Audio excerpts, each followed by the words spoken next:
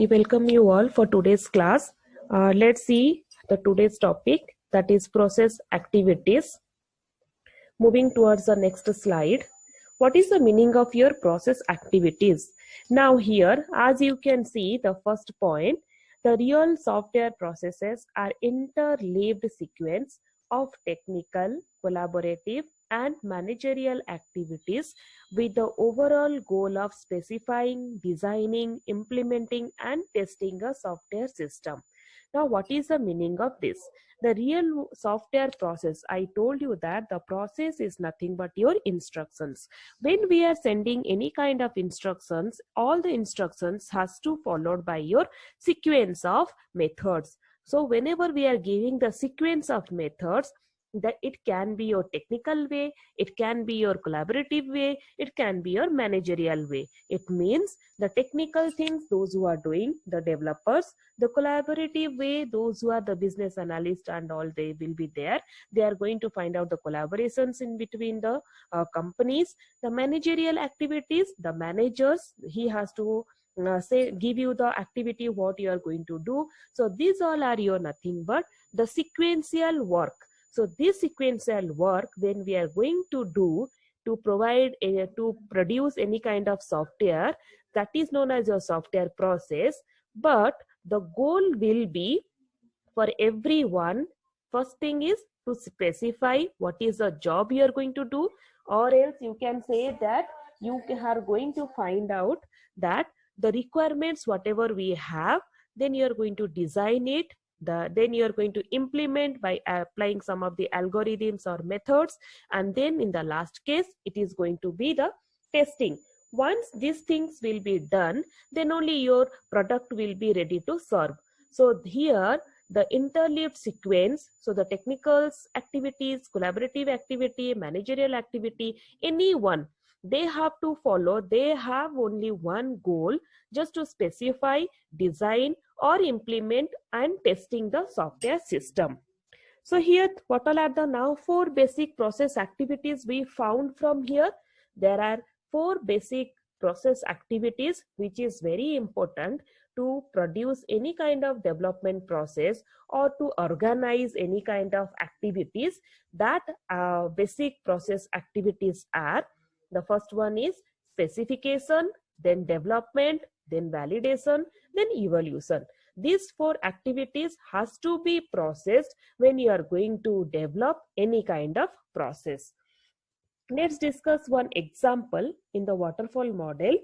It has been organized in a sequence. As you have seen, the first one was your requirement gathering, then you are going to go for the, like, sequentially all the activities are there. The 5 activities were there as your sequentially. So in the waterfall model, all the sequence, what are the 5 stages are there, that is your requirement gathering, design, coding, testing or maintenance. All these things has been organized in a sequential manner. But whereas in incremental development, what happened? They has been interleaved, because we will be going to the first stage, then we will go and find out what is happening there. We will send it for the incremental or for the checking purpose. Again, we will go for the development side. We will just check it out. Is it okay or not? We will send for the intermediate incrementals. Then we will do the validation process.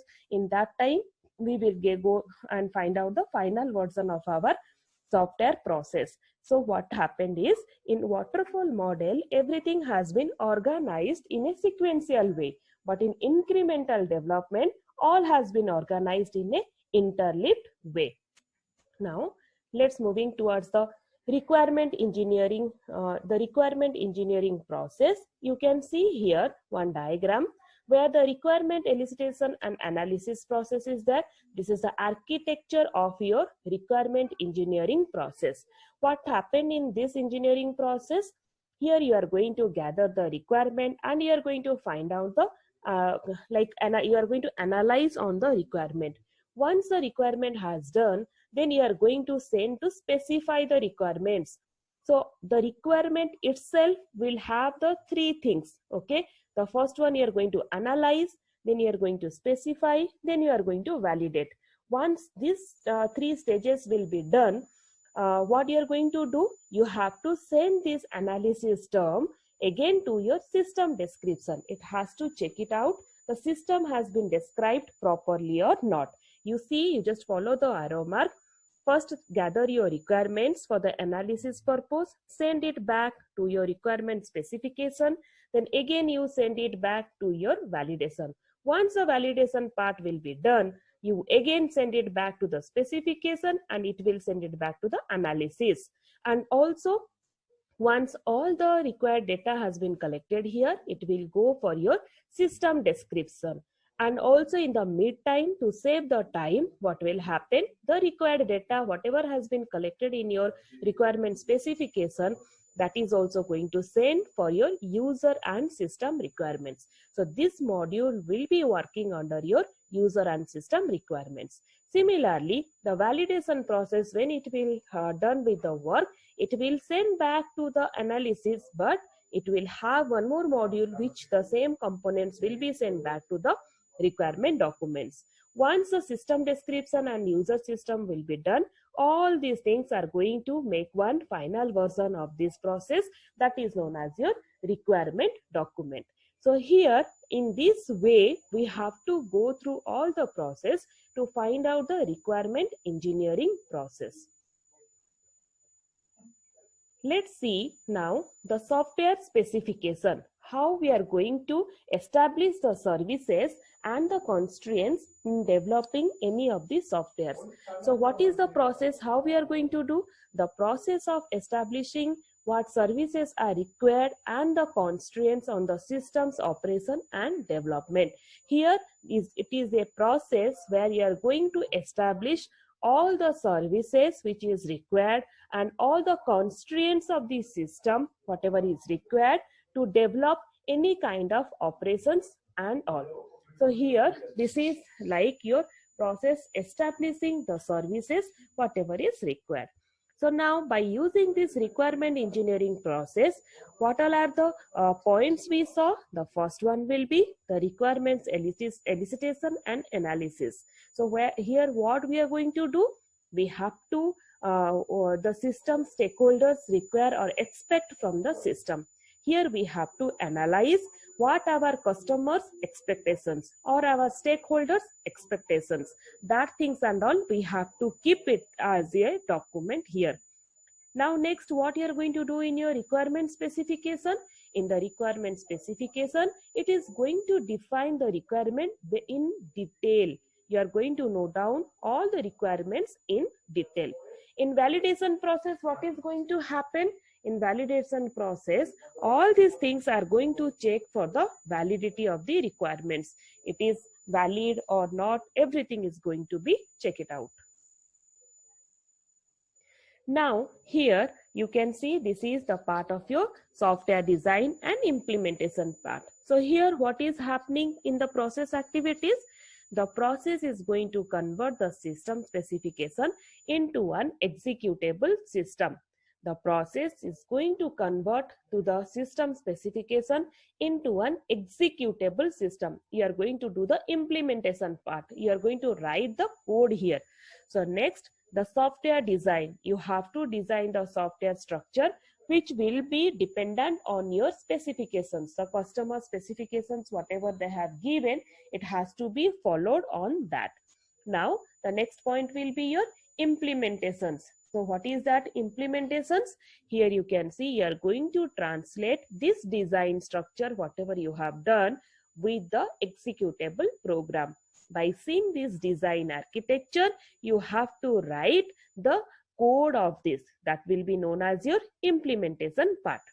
The activities of design and implementation are closely related and it can be interleaved. Any time from any of the activities, you can move to the another activities to find out the final versions. That is not necessary that all the stages like your waterfall model you have to follow. That is not required. You can jump to anywhere and you can find out that it has been correct or not. Now here you can see a general model of the design process. So here you can see one architecture is there where there are three things. One is your design inputs, then the design activities, then the design outputs. So what is happening in your design inputs? So this is all about your design process. We have to see before sending how to make the design process. Once the requirement will be with us, so this design inputs, here it is going to collect the input data of your informations, which platform you are using. That is the first information it is going to get it. The next one will be, here it is going to find out the requirements, whatever the data has been collected. Next, here it is going to find out the data descriptions. So what all are the data descriptions? You have to see what kind of data are there, how we are going to use in this platform, is it platform independent or not. All these things, these all are your input of your design side. Once before designing any of the design process, you have to collect all these data values. Once it will be done, we are directly moving towards our design activities. Here what we are going to do, there will be three design terms. The first one will be your architectural design. You are going to do the complete architecture of your model. Next one will be your interface design.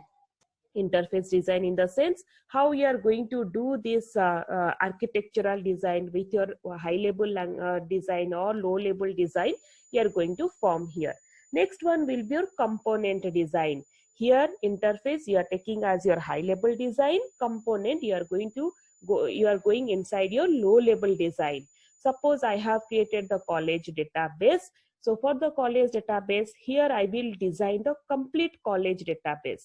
Here I will design the departments, but in this component design, I will go inside the department and I will find out how many sections, how many semesters, how many students, all this. So that kind of design is known as your component design. All this together will be made you as your college database design. Once this design part will get over, what we are going to get as your output, you will get the output as your system architecture. That is one full complete system architecture you are getting. Then next you will get as your database specifications. What are the data are there? What data we are going to utilize? How many database we have created? All these things we are going to see here. Next one will be your interface specifications. How many departments are there? What all are the things happening here? All these things we are going to get in this interface specifications. Lastly, component specification.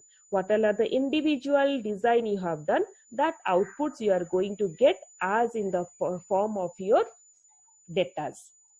This is all about your general model of the design process.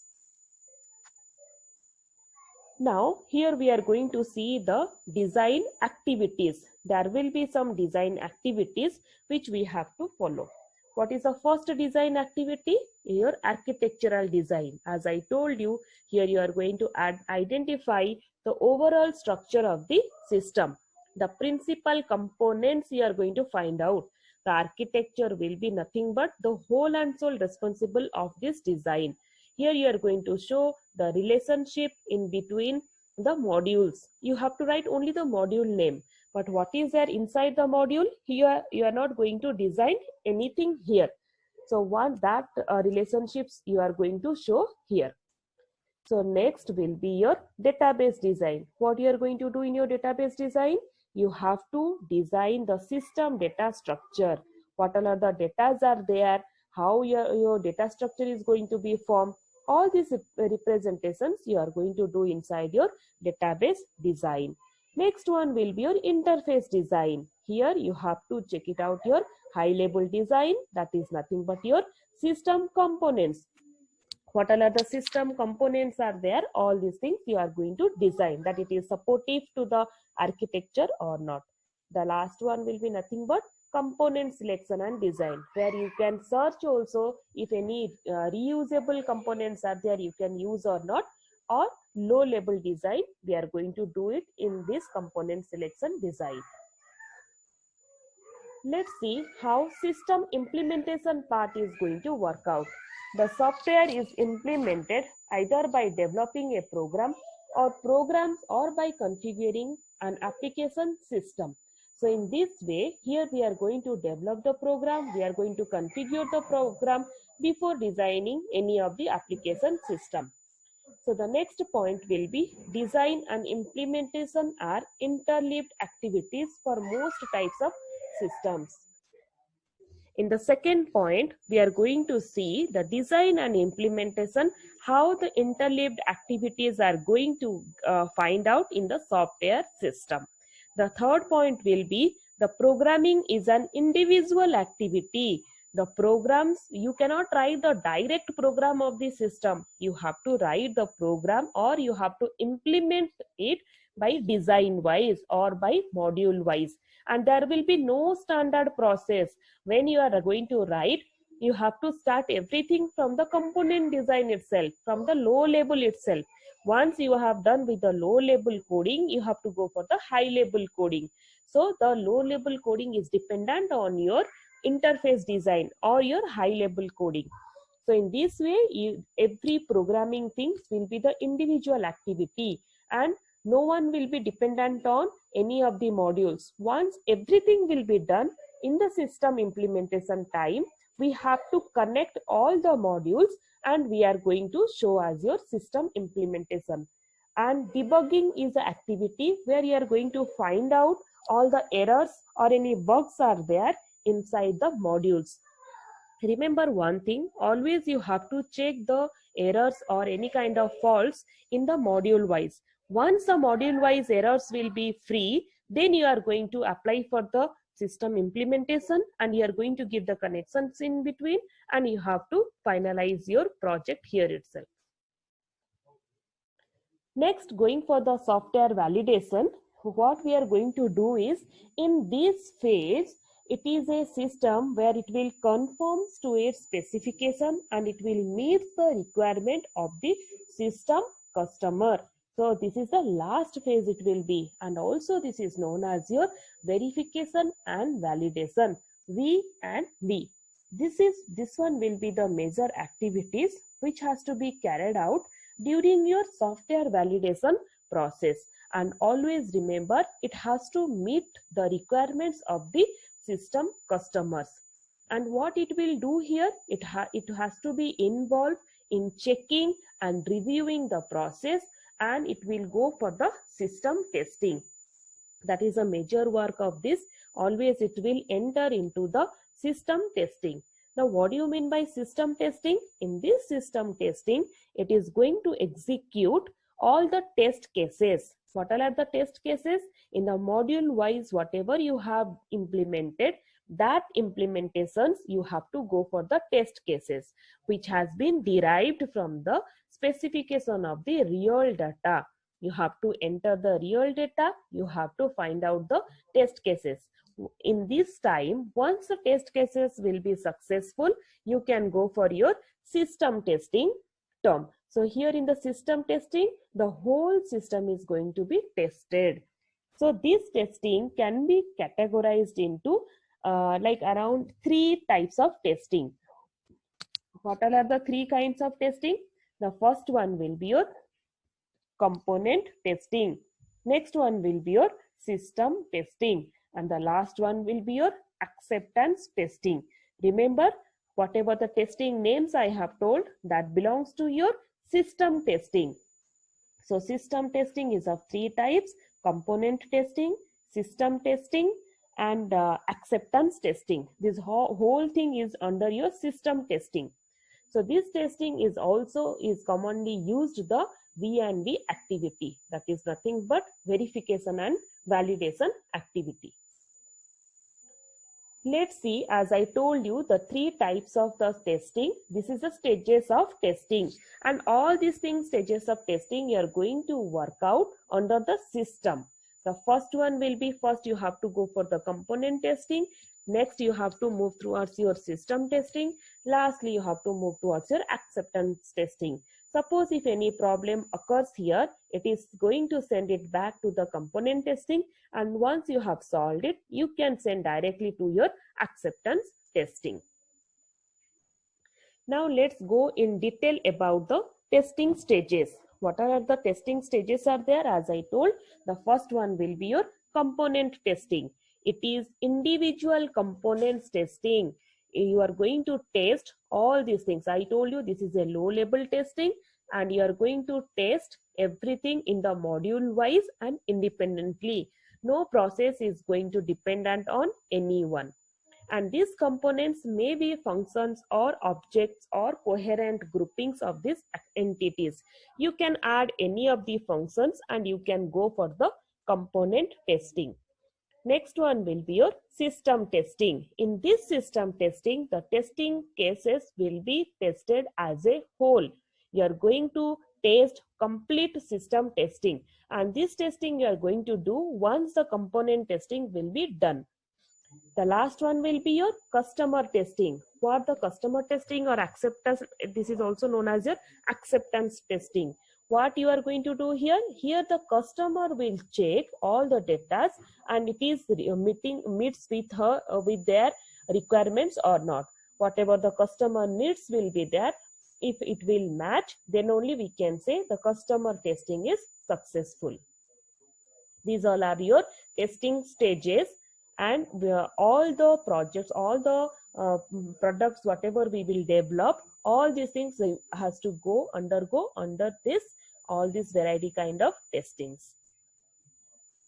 Now let's see the testing phases in a plan driven software process, which is also known as V model.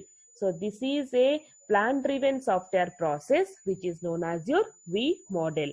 First thing is you have to find out, you have to gather the requirements. Once the requirement specification is done, you have to send for the system specification.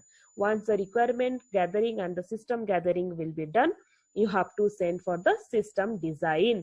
When system design you are sending, this is the interface design. You have to do the detailed design also, that is your component design. When this four process will be in a active stage, by the time directly you can go for your acceptance test plan. From the requirement gathering and system gathering, whatever the data has been collected, you can send for the testing plan, that whatever has been collected, it is correct or not.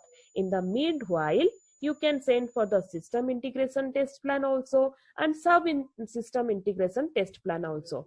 System integration test plan means whole system you are going to test it, but in subsystem integration test plan you are testing everything in a module wise. So once these things will be done, you can send for the acceptance test. Here you have done the planning, how you are going to do, and lastly you are going to send for the testing. We know we have three variety of stages. So by the time what will happen is, in the design stage, whatever the design we have got, module wise, unit code wise, it has been tested already. Once it has been tested, that will also be sent to here. So this planning and these data both will meet here, and in this way it will go for the module wise testing, then system testing, then customer acceptance, then you can give the product. So remember, in this way the V model will work out. No one is dependent on any of the process. Once this two has done, send it for the planning, for the testing planning, and send for the acceptance test. When these two things has done, then you send for the system integration and send for the system integration test. In this way the testing phases is working out in your plan driven software process, or it is also known as your V model. Now let's see the new concept of your software evolution. What is a software evolution? This is a phase in which the changes in the system can be performed if it is required. If you want to change any of these system, you can do it here. And also this is very flexible and it can change in any time. As the requirements change in the business by dependence on the business circumstances, it can support the business and it can change in any time. And it also has the link in between the development and the maintenance, where it can be like some period systems will be there and some new systems if you want to add, it can do according to the customer's need. And also one more thing, as this kind of requirements change through changing this business circumstances and all, this software has to support your business to make any kind of changes and to provide the maintenance. Now let's see how the system evolution architecture is. Here you are going to gather the requirements, you are assessing the existing system. Here you are going to give the evolution is nothing but giving the maintenance. You have to check the previous existing system. Then you have to propose the any changes if you want to make with the previous existing system. Once you have given your proposed changes, you are going to modify that existing system. Then you will build up with a new system. Then again you are sending it back to the existing system to find out the difference between the existing system and the new system. Once it will be done, you are going to get the existing system. But here one more thing also, whenever you will modify the system, if you feel that no, some more requirements has to be added, you can send it back to gather the informations. You can add that requirements and send it back again. Normally in the system evolution you will have already the existing system. You want to make the changes, you can make the changes by adding the existing requirements or by adding the new like some of the components. Then you modify and you place your new system. This is all about your system evolution.